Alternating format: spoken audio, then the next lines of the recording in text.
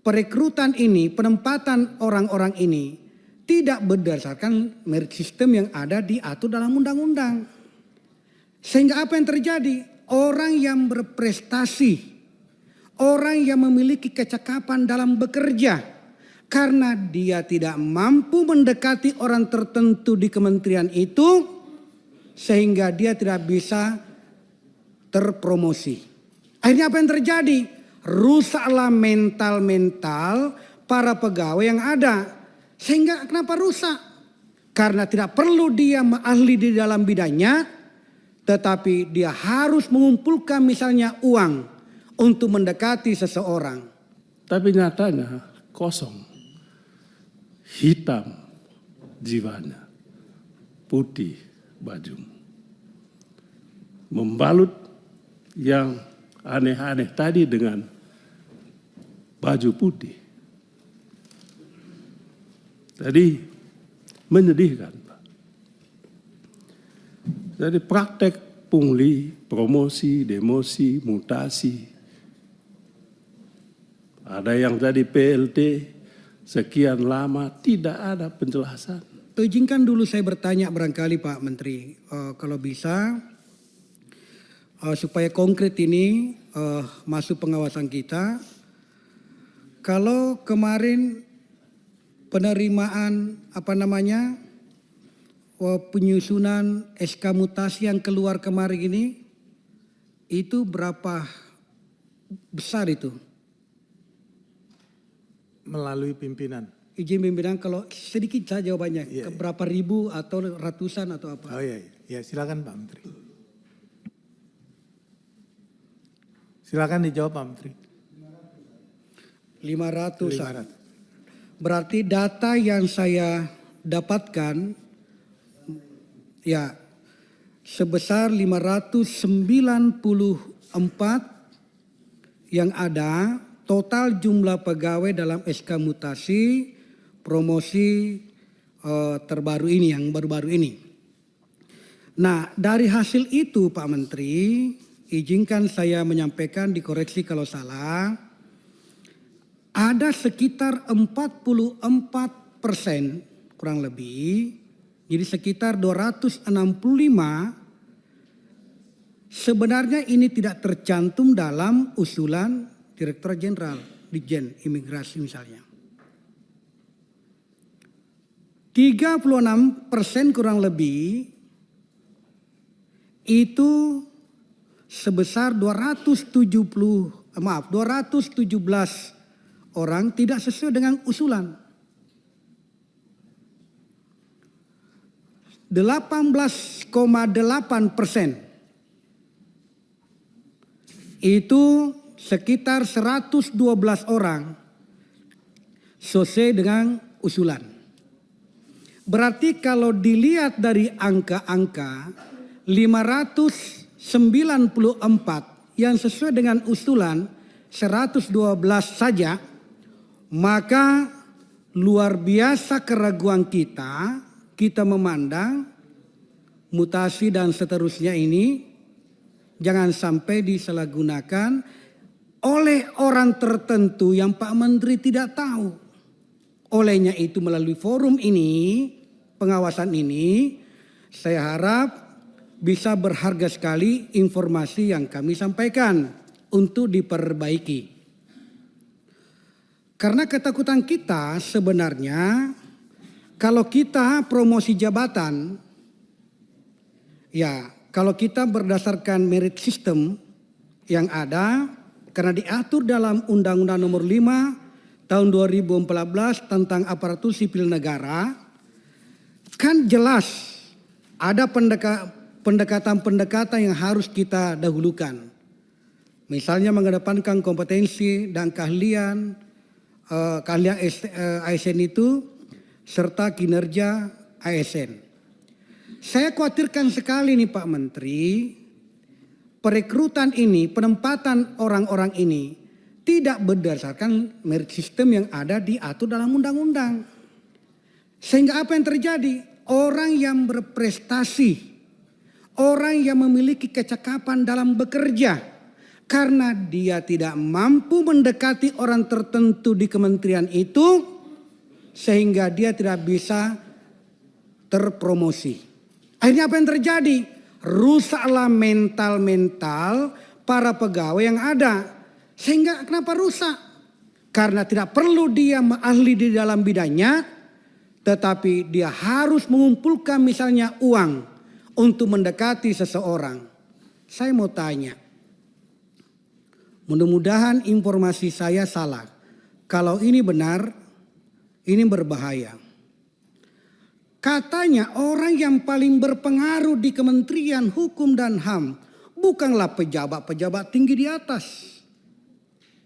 Yang berpengaruh untuk menempatkan orang-orang untuk promosi, penyelesaian ijazah, CPNS, atau penerimaan taruna. Ini seperti dikontrol oleh orang atau kelompok yang diberi nama CSR. Saya minta kalau ini benar, CSR ini supaya jangan rusak Pak Menteri. Pak Menteri jangan dirusaki, apalagi di ujung tugas dan tanggung jawabnya Pak Menteri, supaya berjalan sampai akhir dengan baik. Kalau ini tidak bisa diperbaiki, maka tentu saya berharap aparat penegak hukum bisa turun di sini. Kejaksaan atau kepolisian atau KPK. Kenapa? Karena ada dugaan-dugaan yang terjadi, Bapak, Ibu. Ada dugaan terjadi bahwa kalau melalui CSR ini, semua bisa selesai dan cepat dan tepat asalkan diselesaikan. Bentuk penyelesaiannya, ya silakan berurusan dengan dia. Ini yang paling saya takuti Pak Menteri. Kalau nanti Bapak sudah duduk di sini, nanti merasa bertanggung jawab dengan apa yang ditinggalkan, makanya diperbaiki dulu sebelum. Karena 3 bulan ini masih lama. Saya yakin dan percaya kemampuan Pak Menteri sangatlah bagus. Karena kita memahami kemampuan Pak Menteri. Bapak dan Ibu sekalian, CSR ini kalau dibandingkan dengan beberapa kementerian yang lain, kan diberikan kesempatan kepada dirjen yang mengatur untuk promosi itu. Kalau lain halnya di tempat kita ini, di Kementerian Hukum dan HAM, kalau CSR ini yang bekerja, dan ini sangat merusak sekali, maka saya sampaikan pada kesempatan ini sangat mengecewakan sekali Pak Menteri. Selanjutnya, ini mudah-mudahan juga saya salah. Mudah-mudahan saya salah.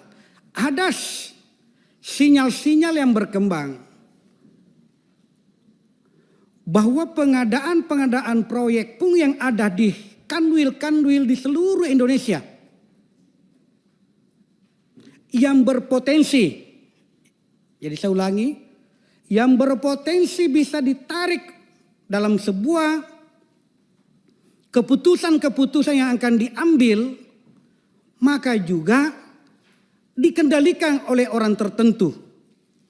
Berarti saya takutnya orang ini mengambil manfaat di ujung-ujung pengabdian Bapak Menteri yang kita sudah pahami bersama bahwa orang baik beliau ini.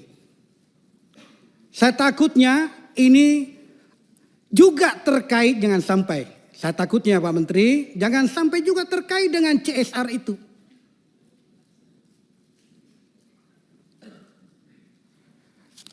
Bapak dan Ibu sekalian, ini diungkapkan dalam forum resmi ini, niatnya satu Pak Menteri dan Bapak Ibu sekalian, saya berbicara bukan dasar kebencian, tetapi saya melaksanakan tugas saya sebagai anggota DPR yang memberikan sinyal itu kepada mitra kerja saya supaya bisa diperbaiki. Karena ini sangat merusak tatanan yang ada.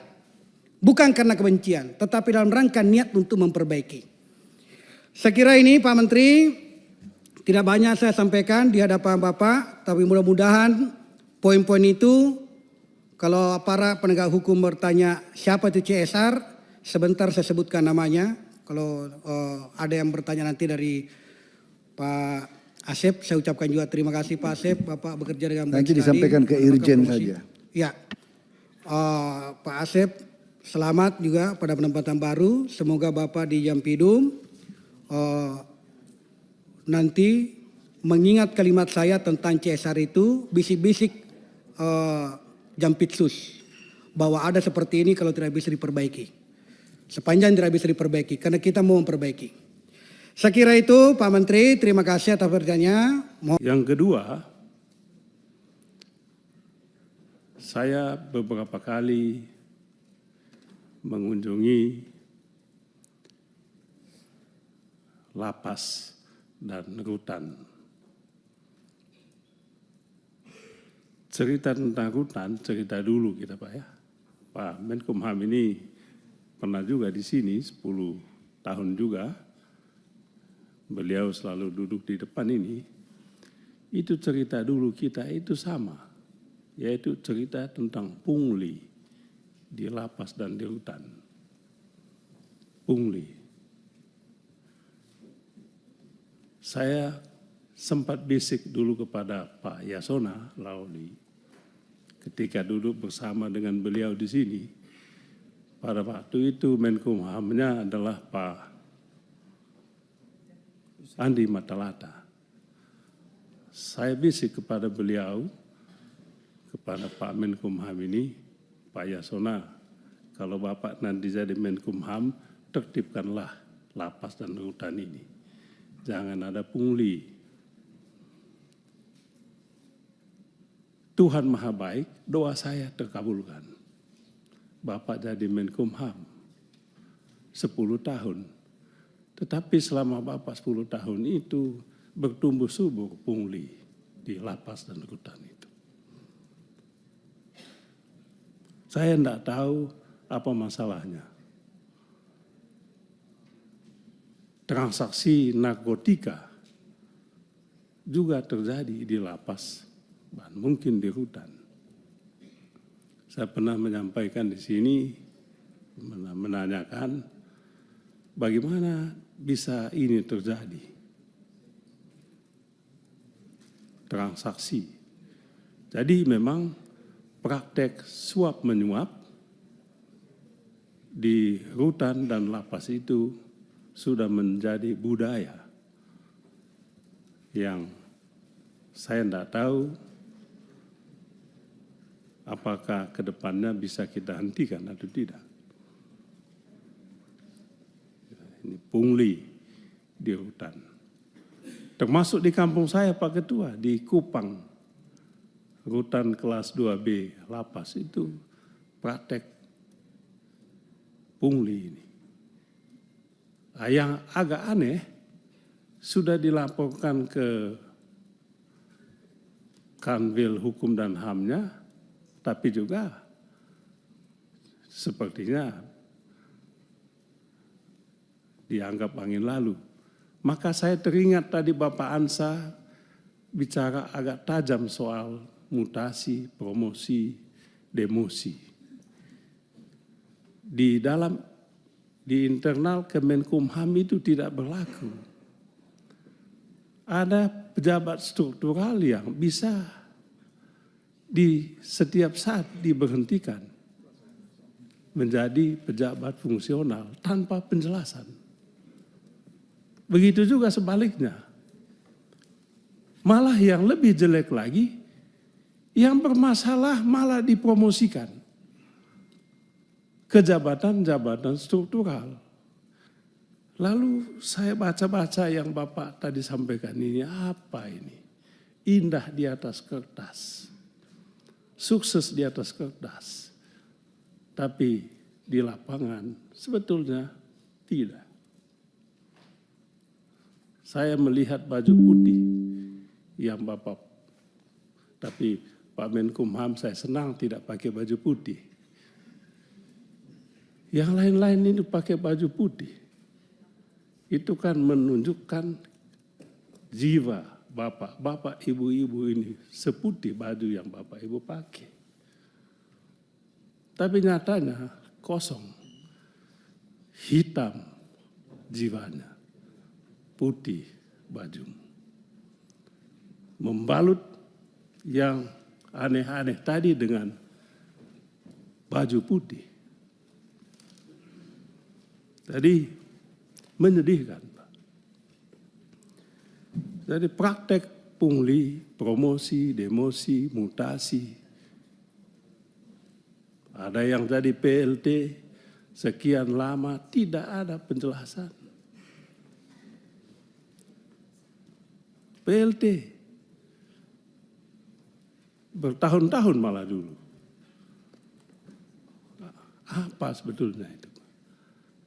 Perlu juga Bapak kasih tahu kami, Pak Menkumham, kenapa ada PLT yang begitu lama? Sebab siapa tahu nanti Dr. Adis atau Dr. Abdurrahman menjadi Menkumham. Semoga tidak mengulangi yang Bapak alami itu. Atau Bapak Ansa jadi penasihat Menkumham atau jadi Menkumham. Jadi penting juga itu disampaikan. Jadi Pak Ansa mengingatkan menjelang, orang bilang ya lemdak, apa menjelang posisi ya injury time lah ya banyaklah macam-macam. Saya yakin Pak Menkumham tidak tahu apa yang tadi disampaikan oleh Bapak Ansa. Saya yakin sekali Pak Menkumham tidak tahu. Atau mungkin tahu tapi udah sibuk-sibuk yang lain ya pura-pura tidak tahu. Bisa jadi. Atau mungkin Pak Menkumham mengatakan ya saya kan sudah mau berakhir tinggal 2 bulan lagi ya. Apa yang kalian lakukan saya tutup mata. Bisa juga. Kita tidak tahu. Tapi saya ingin tahu apakah yang disampaikan oleh Pak Ansa tadi betul atau tidak.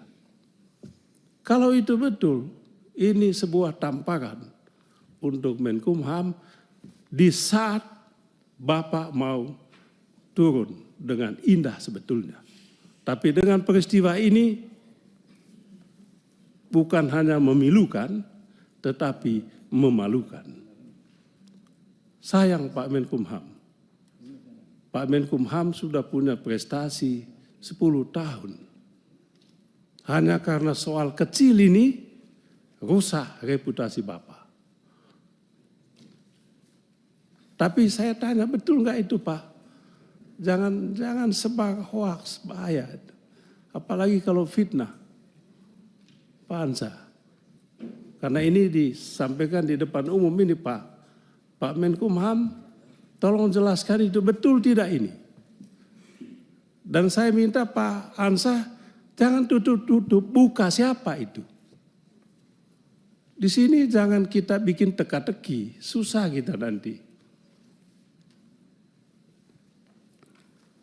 Jadi itu yang soal soal mutasi, merit system, Pak Menkumham selalu bicara tentang merit system. Kita dukung sepenuhnya, Pak. Promosi, mutasi, demosi, karena prestasi. Tapi memang jadi masalah, Pak Menkumham. Ketika kita ngomong soal promosi dulu, tiba-tiba Pak Menkumham angkat dirjen dari instansi lain. Lalu teman-teman di Kemenkumham ini kemana nanti? Tiba-tiba mohon maaf jenderal polisi lah, ya jaksa lah, tanpa mengurangi rasa hormat saya kepada saudara Jampidum. Menjadi pertanyaan, Pak, apa ini? Apa nggak ada yang baik tuh di dalam? Ya, karena ada kan Kanwil, apalagi ini sampai puncaknya. Tiba-tiba diambil dari tempat lain masuk ke dalam. Yang sebetulnya juga perlu dievaluasi Pak Menkumham. Ada lagi yang dulu saya nggak tahu apa, ada pengusaha yang tiba-tiba jadi dirjen imigrasi, ada nggak itu? Oh, dong, nggak ngerti. Tiba-tiba jadi dirjen imigrasi. Urusannya besi tua, apa Krakatau Steel ya, ya kan? Yang dulu korupsinya nggak ketulungan. Tiba-tiba jadi dirjen imigrasi, lalu orang nanya, loh apa ya ini? Pak Menteri. Ini sedikit yang saya buka dari sekian banyak masalah.